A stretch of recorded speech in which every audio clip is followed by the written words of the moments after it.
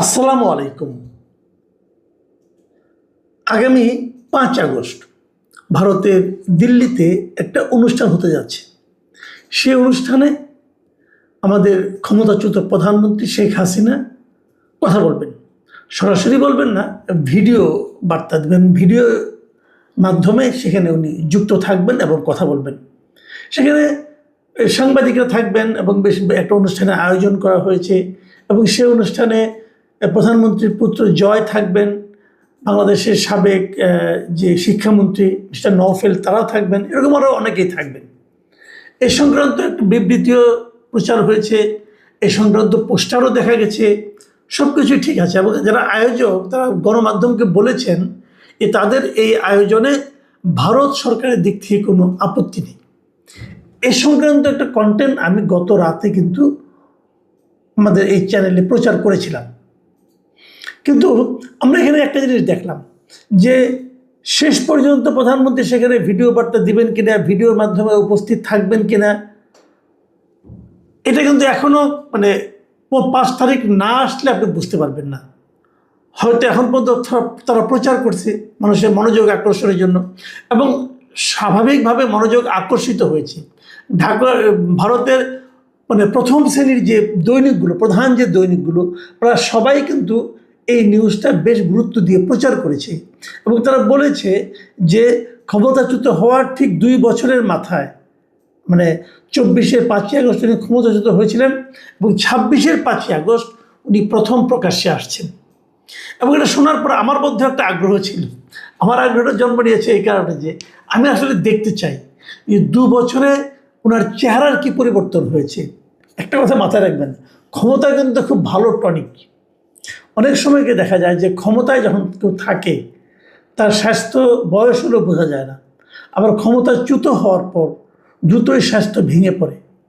তো আমার খুব একটা আগ্রহ ছিল যে এই 2 বছরের ক্ষমতার বাইরে থাকার কারণ এবং এরই মধ্যে বাংলাদেশের আন্তর্জাতিক অপরাধ ট্রাইব্যুনালে ওনার জন্য মৃত্যুদণ্ডের আদেশ হওয়া, এই সমস্ত ঘটনা নিশ্চয়ই তার মধ্যে একটা প্রভাব ফেলেছে।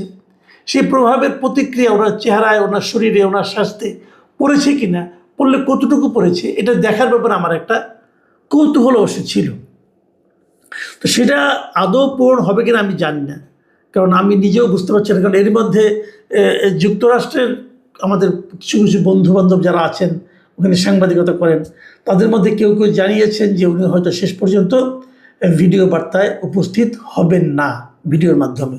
আমি জানি না আসলে কী হবে, কিন্তু আমার কাছে যে জিনিসটা খুব গুরুত্বপূর্ণ মনে হয়েছে, এই বিষয়টা বিভিন্ন মিডিয়াতে আসার পর বাংলাদেশ সরকারের যে পররাষ্ট্র মন্ত্রণালয় তাদের যে প্রতিক্রিয়া, এটা আমাকে একটু কৌতূহলী করে তুলেছে।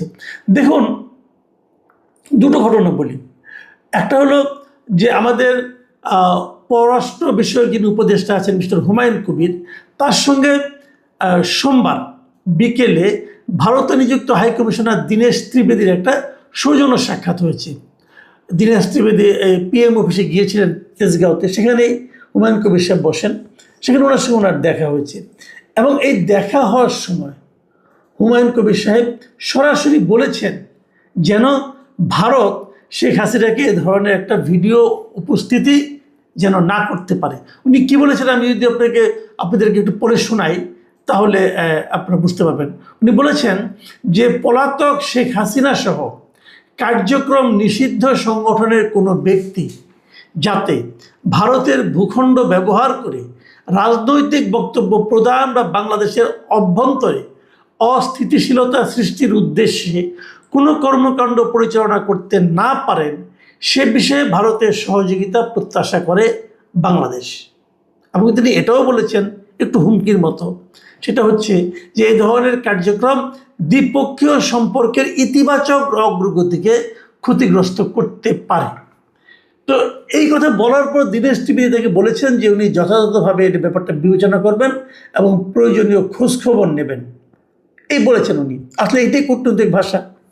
কিন্তু হুমায়ুন কবির সাহেব যেভাবে কথাটা বলেছেন, এতে আমি একটু আমার কাছে একটু ভালো লাগেনি এই কারণে যে ওখানে শেখ হাসিনা কি বললো না বললো তাতে আমাদের কি আসে যায়? আমাদের সরকারের উদ্বিগ্ন হওয়ার কি আছে? সরকার কি ভয় পাচ্ছে? শেখ হাসিনা ভিডিওতে কিছু একটা বললেন, তাদের বাংলাদেশের কি কি সমস্যা, এটা কেউ না কেউ বলতেই পারে। আর উনি যদি যে কথাটাই বলুন না কেন, উনি এভাবে না বললেও অন্যভাবে বলতে পারেন।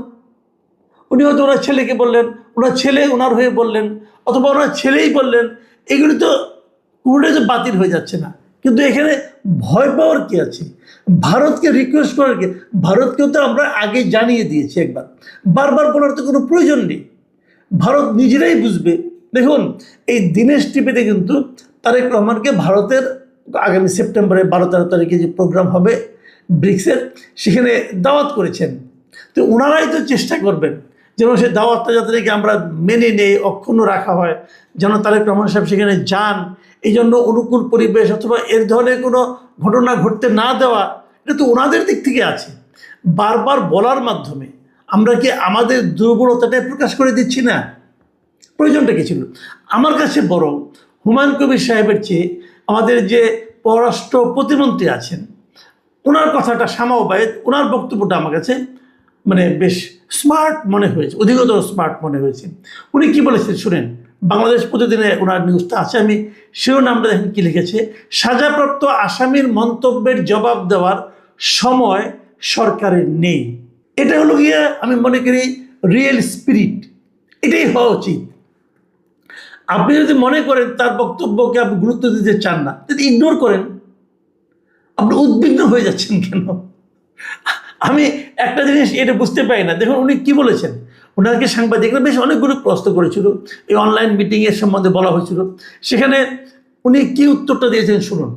উনি বলেছেন, সম্প্রতি ভারতের নতুন হাই কমিশনার এসেছেন, তার সঙ্গে আমাদের অত্যন্ত সৌহার্দ্যপূর্ণ আলোচনা হয়েছে।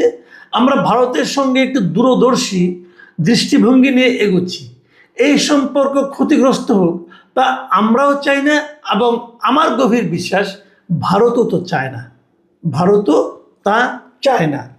এই যে বক্তব্যটা, এটা হলো প্রকৃত প্রস্তাবে একটা কূটনৈতিক বক্তব্য, এইভাবেই বক্তব্য দেওয়া উচিত। আপনি উদ্বিগ্ন হবেন কেন? উদ্বিগ্ন হওয়ার কী আছে রে ভাই? তো আমি জানি না।